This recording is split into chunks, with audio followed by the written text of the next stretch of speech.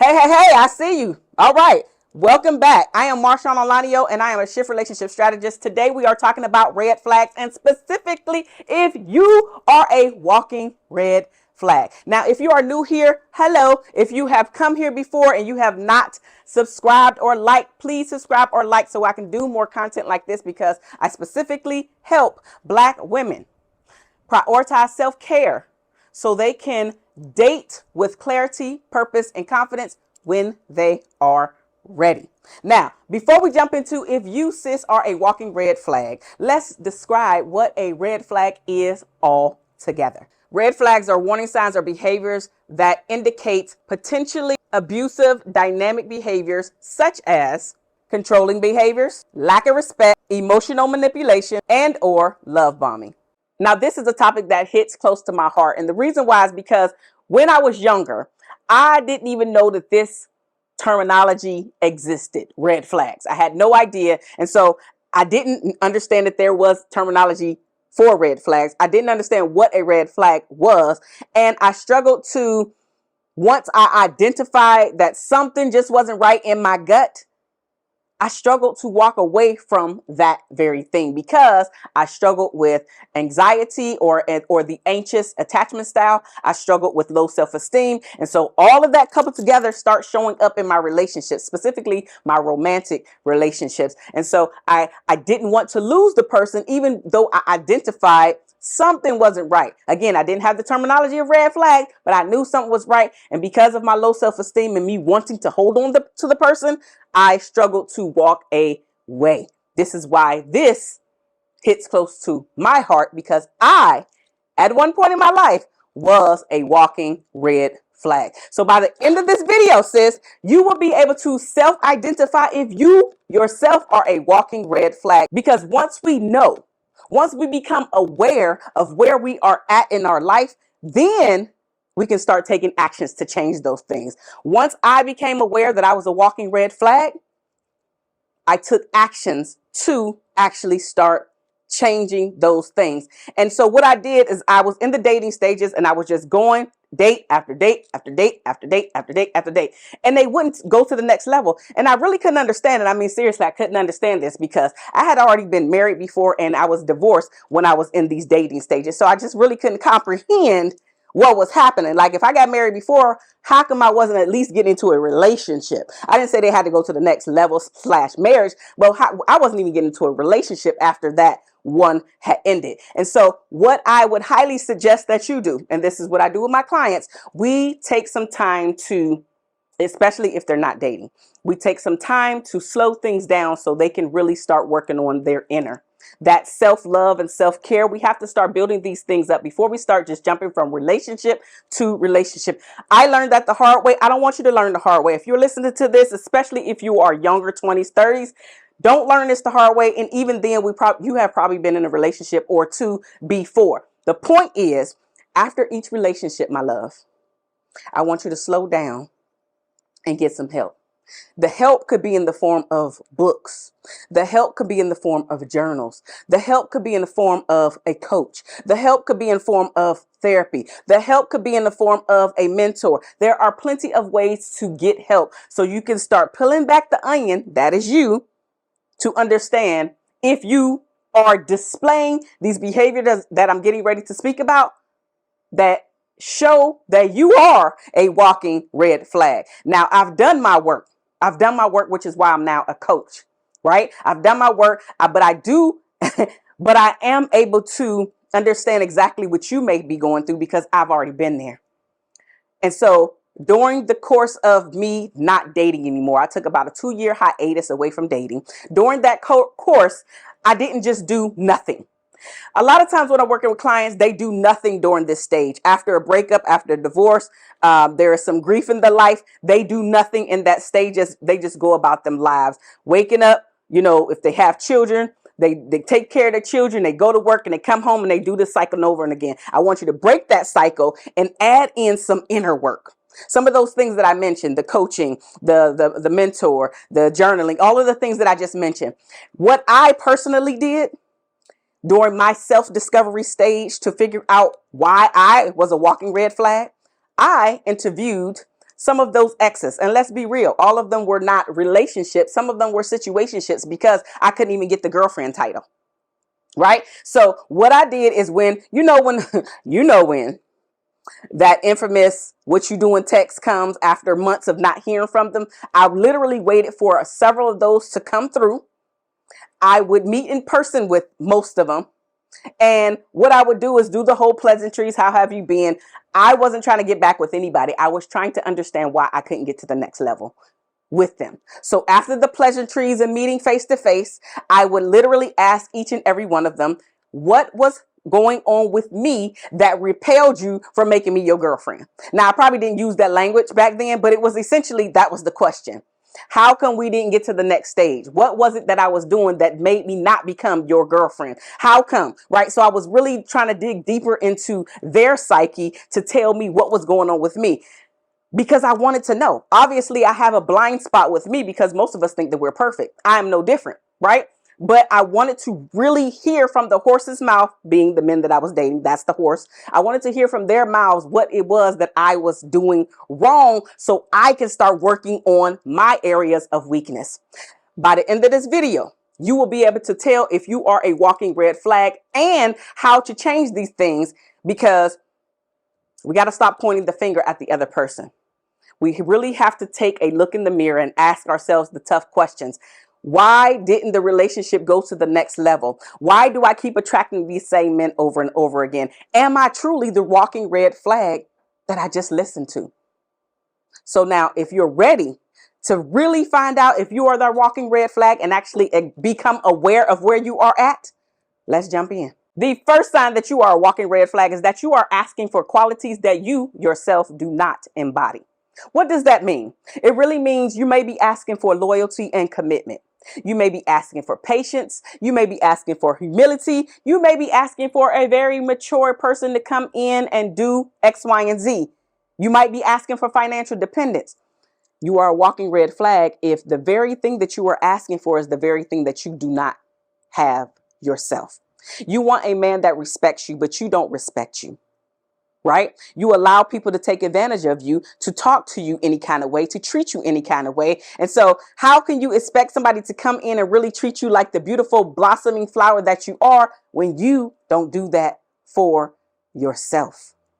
When you're constantly out there just giving your body to any and everybody, how can you expect somebody to come in and really cherish this very being, your very body, the very thing that God blessed you with, when you're not taking care of your body and your being? How can you expect somebody to come in and be very patient with you when you yourself are not patient with other people, let alone patient with yourself? You want somebody to come in and be financially independent, but you yourself are asking everybody for money, for favors. Can they hold you till next paycheck? Like, we have to start asking for the things that we already have or are currently working toward changing in our lives. We have to stop asking for the things that we don't have ourselves. Stop asking for him to take care of you when you yourself can't take care of you. Stop asking for him to respect you when you don't respect you. You might be a walking red flag if you are asking for things that you yourself do not embody. 2, you may be a walking red flag if you keep attracting the same unhealthy partners dressed in a different outfit, but wearing the same cologne, treating you the exact same way. The toxic behaviors that you are used to, you are still accepting. The way that your last one treated you, that you said that you hated, this new one is now doing the exact same thing to you. It's because you have not slowed down, sis. You have not done the inner work that it takes in order to attract someone different. You have not slowed down enough to start practicing becoming the woman that you want to show up as for the future. In order for you to be the future woman to show up for yourself, you have to be that woman today. You might have to pretend today, but at some point, you're going to stop pretending to be the woman that has clarity. You're going to stop pretending to be the woman that has the confidence. And guess what? You will embody confidence. You will embody clarity. You will embody purpose.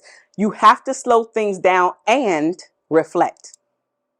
So there may be a lack of reflection as to why you keep attracting the same type of partners. There may be a lack in the lessons that you have learned because you have not learned them yet, which is why you keep repeating these same lessons over and over again, which is why you're still on the same hamster wheel, experiencing pain after pain because you have yet to slow things down and really take a look in the mirror.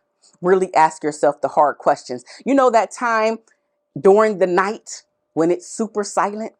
Are you the person that leans into the quiet and actually listens to the things that come up? Or do you find something else to do, like scrolling? Because you don't want to listen to the stuff that's coming through. So now you start scrolling, or you turn on and you start binge watching, or you must go out to the club, or you have to be in somebody's presence. And I know this to be a fact. I was a walking red flag in a different way because I had come from a family where it was a whole bunch of us. So I was around people all the time. I joined the United States Navy at the age of 18, and then I was around people all the time. I got married at the age of 21. I was around my ex-husband all the time. So when him and I got divorced at the age of 27, that was the first time in my life that I was able to sit in silence. And guess what? For a long period of time, a few years after my divorce, I didn't even like being in my apartment because I was alone. We didn't have kids together. I was alone and I was not used to being alone. So from literally birth to the age of 27, I was always around somebody. So I didn't even know who Marshawn was at the time. So all of the junk that started coming up for me, I would literally find some place to go. So just so I wouldn't have to be there. The only time I accepted being in my apartment was when I would fall to sleep. Otherwise, I didn't want to be there. It was fully furnished. I had a TV, couches, all of the things that go in an apartment. It was fully furnished. But I didn't want to be there because I didn't like being alone. I didn't like the stuff that was coming up. And if this is you, you are a walking red flag. You have to slow down. If you want somebody to come in and just love being in your presence without you speaking, you have to be able to do that with yourself, by yourself, before a relationship. So ask yourself this question. Can you sit in the room alone and not need to do anything? Do you actually like the silence? Can you sit in silence and not be intimidated about the things that are coming up and or scared and or run away and or avoid? That is why you keep attracting the same dating partners, even though they have a different face. They're treating you the exact same way. This, my love, is because of you. You are a walking red flag. You may be a walking red flag if your communication style is more like a 2-year-old toddler versus an adult. When you don't get your way, do you throw temper tantrums? Do you literally hit walls when you don't get your way? Do you literally now name call and shame and do all of the things that a 2-year-old would do, right? You just say anything that come out of your mouth instead of thinking, you know what? Would this hurt his feelings? Because words are very powerful. And once they're out there in the atmosphere, you cannot take them back. Your partner will think about these things over and over and over and over again. Do you constantly blame everybody else for how your life is turning out? Meaning you do not take accountability for your life. You do not take accountability for the choices that you make. It's everybody else's fault for how your life is turning out. You, my sister, my love, my beauty, you are a walking red flag. But now that you are aware that you're a walking red flag, you can do something about it. You are a walking red flag if you struggle with being vulnerable. If you see being vulnerable specifically with your partner as a weakness versus strength, you are a walking red flag. If you can't give love, let alone receive love that's given to you freely, openly, without a price to pay, you are a walking red flag. If you withdraw from deep emotional connections or intimacy, you, my love, are a walking red flag. If you avoid tough conversations for fear of being rejected and or a breakup is going to ensue, you are a walking red flag. We have to learn how to build up our confidence and understand that we are enough, that we are worthy enough to be respected. So if the person decides to leave, knowing that they were not for you is you knowing that you no longer are a walking red flag. If you feel some type of way, if he says, well, if you don't do X, Y, and Z, this is over. Or if you have an argument and they automatically say this is over, or if they shut down, or if they too act like a toddler because you attract where you're at, y'all both rocking red flags. If you are super clingy, you are a walking red flag, because being super clingy identifies underlying issues such as low self-esteem, fear of abandonment, insecurity, and all of these are linked to an anxious attachment style, which is you have a strong need for closeness and you fear being abandoned. That was my style. And so I like to say, if you have anything less than a secure attachment style, you are a walking red flag. Number 6, you are a walking red flag if you are seeking a relationship just so somebody completes you. This becomes bad in a relationship because it leads to one person becoming overly reliant on the other partner for things such as their validation and or their happiness, and or unrealistic expectations will come into play, which is where all of your insecurities, you believe someone may be able to fix them when no one can fix them, baby, but you. No one can help you work on those things but you. Well, actually, I take that back. A coach or a therapist can actually help guide you through those things, but you have to be the one that takes the step to say, yes, I want to do and take those steps so I can stop being a walking red flag. And number 7, you are a walking red flag if you have unresolved past experiences that keep resurfacing in all of your new dating and or your relationships, which is where you keep putting your partner at an arm's length. And this is where you have unconsciously built a wall to protect yourself, not realizing that the very wall that you think is protecting you is also keeping people that you want close to you out. So it is protecting you in a way, but it's also not protecting you. It's also hindering you in a different way. You may also feel numb and or are unable to fully engage on an emotional level because, baby, you are a walking red flag. And if you have self-identified that you are a walking red flag, it's okay. You know why it's okay? Because once you understand where you're at, as I mentioned earlier, now you can do something about it. Take the next step, whatever your next step is. And this is why I actually created a red flags detector toolkit just for you, so you can really understand what red flags are, how they are showing up in your relationships, and the things that you can do, i.e. some tools within the tool detector kit, so you can take them and utilize them in your personal life with you first, as well as with a potential partner. So that link is in the description box below. Go ahead and pick up your copy today. It's also in the pinned comments, because sometimes we just don't know where to start. I am helping you to stop trying to figure it out all on your own, because anytime I work with someone, we really go deep into where they're at. And if you are a walking red flag, you can stop being a walking red flag. And I have created a tool for you to do just that. It's up to you to take your next step. Have a great day.